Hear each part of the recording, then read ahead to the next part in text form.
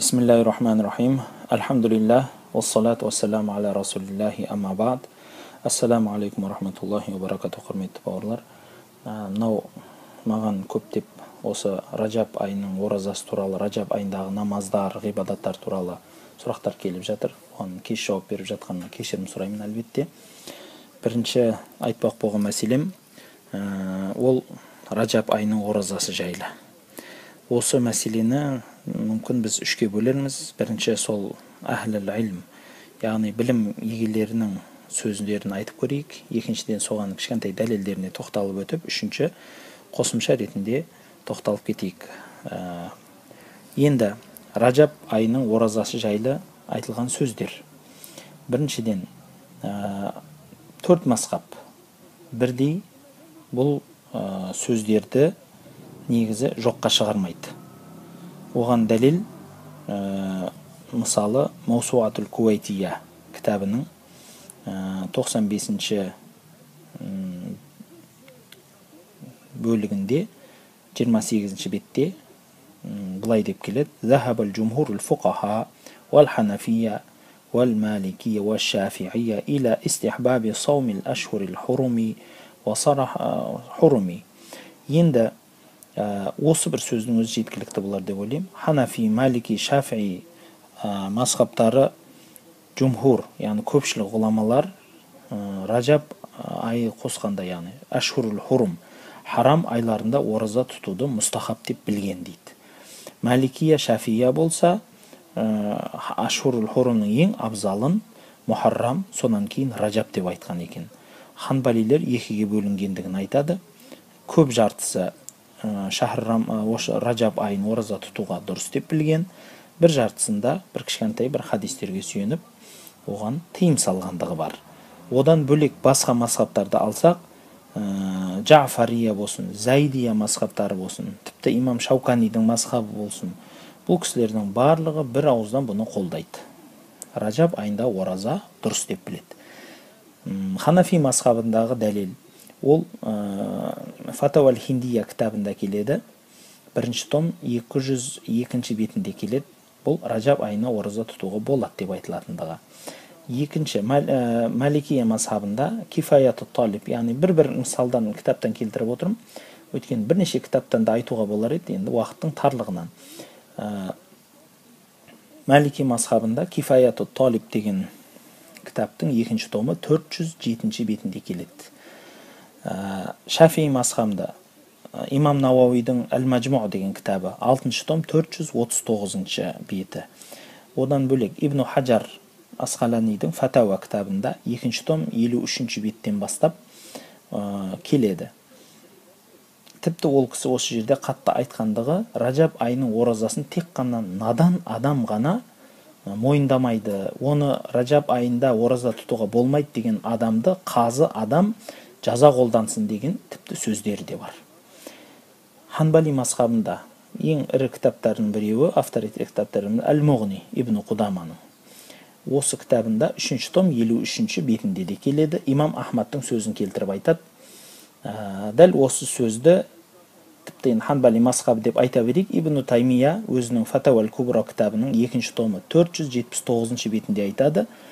Ражаб айын бір өзін басқа айды тұтпай, тек сол айды ғана толықтай тұту дұрыс емес, бірақ сол айдың ішінде бір күн тұтып, бір күн тұтпай, өзінің қалағанша тұтса, немесе сол Ражаб айының жанына Шабан айында қосып ораза тұтатын болса, онда оған ешқандай зияндық жоқ деп айтады. Сондықтан осы жерде бір қортып кететіні, қазіргі кезде кейбіреулер Ражаб айында ораза тұтуға болмайды, ол бидат екен, ол басқа екен деген адамдардың сөздерін тыңдамаңыздар. Ол біріншіден ол надандық, екіншіден ол біздің әхлі сүнна уәл жамааның мазхабының біреуінің де айтқан сөзін айтылмаған сөз. Ражаб айында қалағаныңызша ораза тұтыңыз. Ол бір. Екіншіден, бұған дәлелдер, джумхур ғалымдардың, бүкіл ғалымдардың дәлелдері бірнеше топқа бөлінеді. Біріншіден, мұтлақ саум. Мұтлақ, яғни нәпіл ораза жайлы дәлелдер.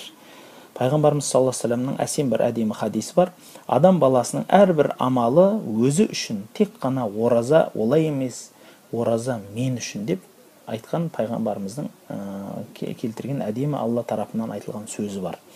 Сондықтан әрбір нәпіл ораза ол Алла үшін болып саналады. Одан бөлек харам айлардың оразасы жайлы да дәлелдер көп. Солардың біреуі имам Науауи да, Ибн Хаджар да бұл хадисті көбірек келтіреді. Бұл Муслимде де, Бухариде, басқа да хадистерде келген сум минал хуруми ватрук деген пайғамбарымыздың хадисі. Харам айларынан қалағаныңша ораза тұт және қалағаныңша таста деген сөзі бар. Осы сөздерді дәлелге келтіріп айтатынымыз, бауырлар, негізі осы сахих хадистерге дәлел қылып, ғалымдарымыз харам айлары, соның ішінде Ражаб айында ораза тұтуды дұрыс деп біледі. Тағы да бөлек Ражаб айына өте анық келген хадис, бұл имам Насаиде келген хадис, 4-ші том 201-ші бетте келетіні. Енді өте қысқартып айтып кетейін. Я Расулалла, ләм арака тасуму шахран мина шухури ма тасуму мин шаабани. Бір кісі пайғамбарымыздан сұрапты: Я Расулалла, сізді Шаабаннан артық нәпілді орындап атқаныңызды көрмедім, неге бұлай деп сұраған екен. Сонда айтады ол кісі: Қала ذَلِكَ شَهْرٌ يَغْفَلُ النَّاسُ عَنْهُ بَيْنَ رَجَبٍ وَشَعْبَانَ وَرَمَضَانَ. Яғни бұл Ражаб және Рамазан айының оразаларымен адамдар қызығып кетіп, оны ұмытып кететін ораза болғандықтан мен Шабанда көп ораза тұтам деген екен. Осы хадисті имам Шаукани келтіре отырып, Найлул Аутар кітабында әдемі бір сөз айтады. Бұл Ражаб айын, Рамазан айын адамдар, яғни сәләф салихтар, сахабалар өте көп тұтқандығы дәлел болып тұр. Шабан айын азырақ тұтқандығы дәлел болып тұр. Сол үшін пайғамбарымыз Шабан айында қосып тұтыңдар деген мынау хадис Ражабты жұрттың барлығы сахабалар тұтқандығы, пайғамбардың өзі де тұтқандығына дәлел бола алады деп келтіреді.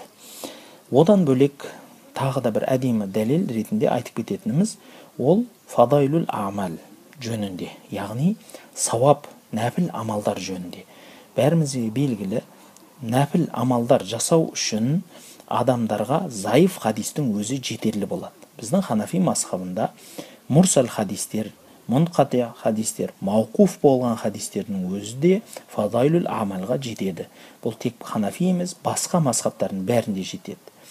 Егер кім бұл заиф хадистерге мүлде фазайлул амалға да амал қылынбайды десе, ол онда анық фиқ ғылымын білмеген, шариғатты білмеген надан адам ғана.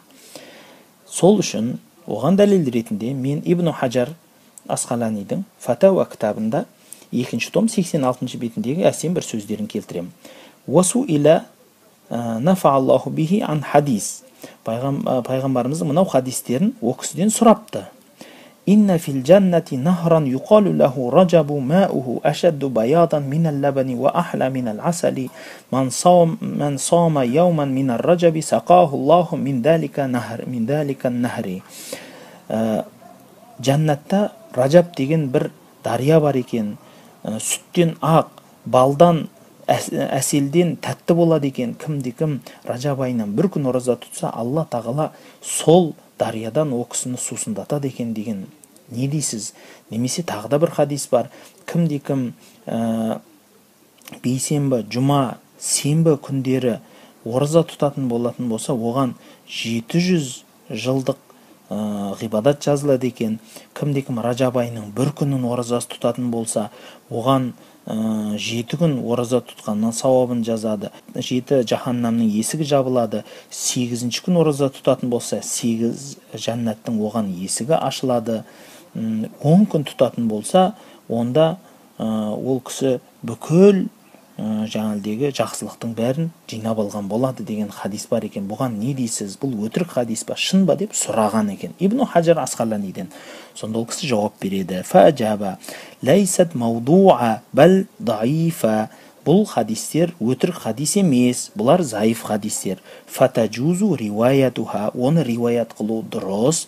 Вәл амалу биха фил фадаил. Сауап амалдарда оған амал қылу дұрыс деген хадис. Осы хадистерге. Міне, осы айтылған сөздердің өзі жеткілікті болады деп ойлаймын. Ражаб айларында шамаңыз келгенше ораза тұтыңыз. тек ражаб айын емес, одан кейін келе жатқан әсем шағбан айында тұтыңыз. Осы 2 ай Рамазан айына иншалла дайындық болсын. Қорыта айтатынымыз бауырлар, ражаб айында ораза тұтпайды, тұту бидат деген адам сауатсыз адам, ол кісінің сөзіне құлақ салу сауатсыздық болып саналады. Ал енді ражаб айындағы басқа амалдар, біреулер арнайы умра барады екен ражаб айында, немесе арнайы құрбандық шалады екен, арнайы 70 ракағат намаз оқиды екен, арнайы бір түндер бар екен десе, Ханафи мазхабы бойынша оған үлкен ірі авторитет кітаптарда келмеген. Және сахих үлкен хадистерде де, тіпті амалға жарамды болатын зайыф хадистерде де келмеген.